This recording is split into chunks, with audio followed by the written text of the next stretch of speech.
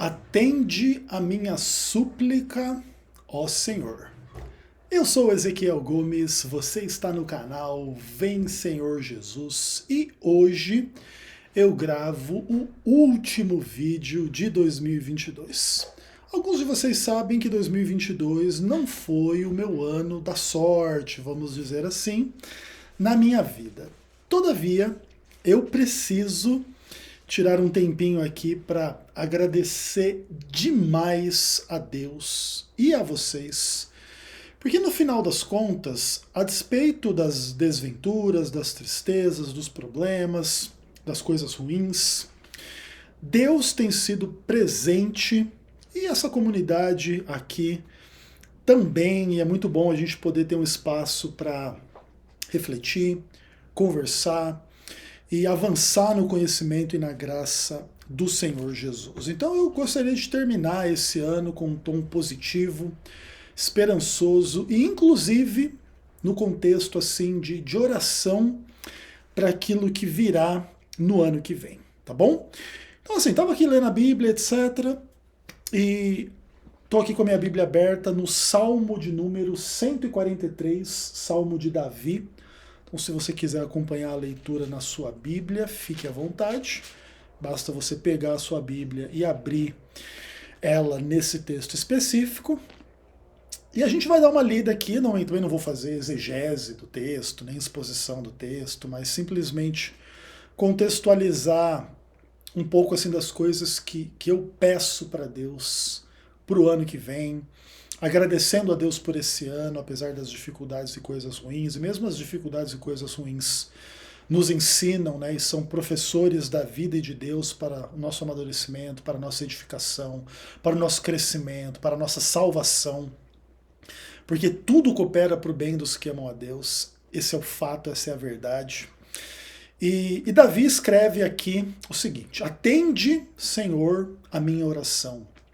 Dá ouvidos às minhas súplicas, responde-me segundo a tua fidelidade, segundo a tua justiça. Não entres em juízo com o teu servo, porque à tua vista não há um justo, nenhum vivente. Pois o inimigo me tem perseguido a alma, tem arrojado por terra a minha vida, tem me feito habitar na escuridão, como aqueles que morreram há muito. Por isso, dentro de mim esmorece o meu espírito, meu coração se vê turbado.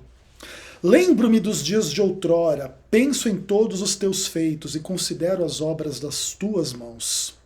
A ti levanto as mãos, a minha alma anseia por ti como terra sedenta. Dá-te pressa, Senhor, em responder-me. O espírito me desfalece, não me escondas a tua face, para que eu não torne como os que baixam a cova. Faz-me ouvir pela manhã da tua graça, pois em ti confio. Mostra-me o caminho por onde devo andar, pois a ti elevo a minha alma. Livra-me, Senhor, dos meus inimigos, pois em ti é que me refugio. Ensina-me a fazer a tua vontade, pois tu és o meu Deus.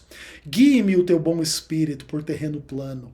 Vivifica-me, Senhor, por amor do teu nome, por amor da tua justiça. Tira da tribulação a minha alma. E por tua misericórdia dá cabo dos meus inimigos e destrói a todos que me atribulam a alma, pois eu sou teu servo. Davi é uma das pessoas mais complicadas e interessantes do registro bíblico. Se você compara o Davi dos Salmos com o Davi da história, é bastante enigmático e complicado assim, saber como que uma pessoa tão profunda com Deus tinha tão profundos pecados como Davi tinha. Na Bíblia existem muitos relatos de pecados de Davi, especialmente na área sexual, especialmente na área da violência. Coisas assim, bem terríveis, bem tristes, bem pesadas. Mas no final das contas, aparentemente Davi tinha muita sinceridade com Deus, muito arrependimento em função dos seus muitos pecados e muita confiança assim em Deus, e isso é uma coisa assim que revela algo de muito ousado, algo de muito bonito, algo de muito interessante da parte de Davi e que de alguma forma, né, pode servir assim como inspiração para um pecador como o Ezequiel Gomes.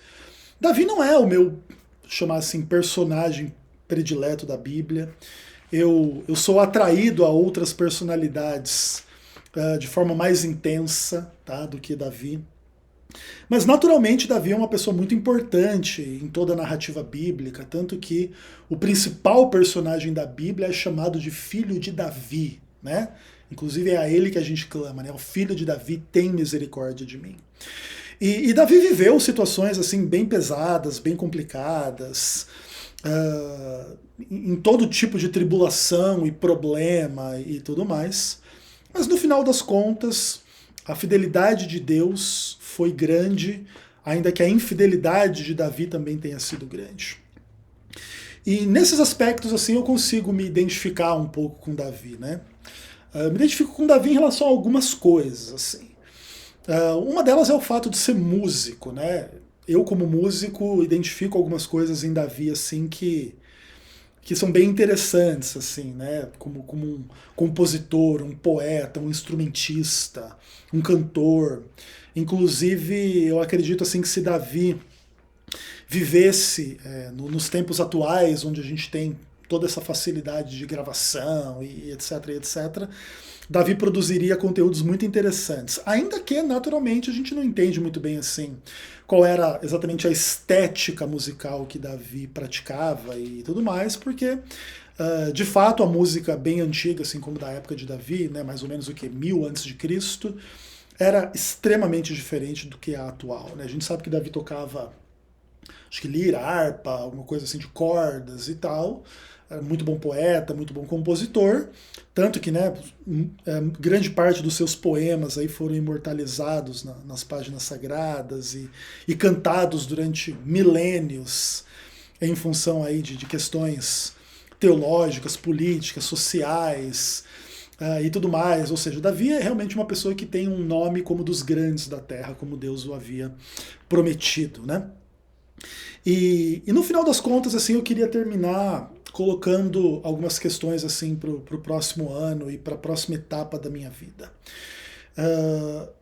Eu agradeço muito a Deus pelo que passou.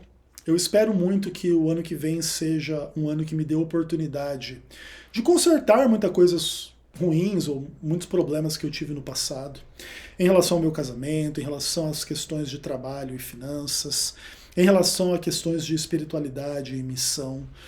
E peço assim que o espírito com o qual Davi escreveu esse texto seja o espírito que guie a minha vida, né? Que seja um espírito de adoração, de oração, de confiança, de arrependimento do mal, de reconhecimento de que a gente vive momentos tenebrosos e difíceis e que a gente está cercado de inimigos, mas que no final das contas a gente não vai deixar de servir a Deus em função disso. E esse é o meu principal propósito e o meu principal pedido para Deus, que Ele não se afaste de mim, que Ele não me permita me afastar dEle diante dos desafios do sexo, do dinheiro, da rotina, da correria, do mundo, de tanta coisa que acontece ao nosso redor.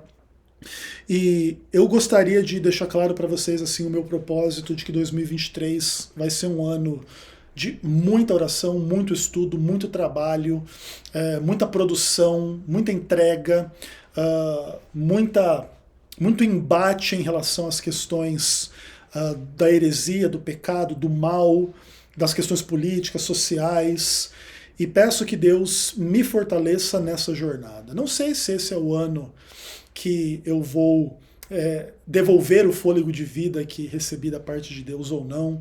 Não sei se eu vou estar vivo em 2023 ou vou terminar 2023 com vida. Mas enquanto eu estiver vivo, enquanto eu tiver vida, o meu propósito é servir a Deus. Servir a Deus aqui com vocês, servir a Deus aqui dentro da minha casa, apesar dos meus muitos e graves defeitos e pecados que eu jamais poderia negar e jamais poderia fingir que não existem. Mas no final das contas eu me agarro à promessa que diz: se confessarmos os nossos pecados, Ele é fiel e justo para nos perdoar e nos purificar de toda injustiça.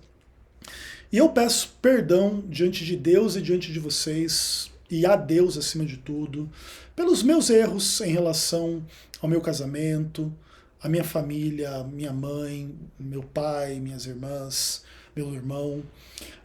As questões referentes de alguma forma aos meus pecados, no que tange aos meus pensamentos, as minhas palavras, as minhas intenções, tudo aquilo que de alguma forma não se harmoniza com a vontade de Deus, a lei de Deus na minha vida, eu peço perdão, peço graça, transformação, para que eu possa servir a Deus cada vez mais e cada vez melhor.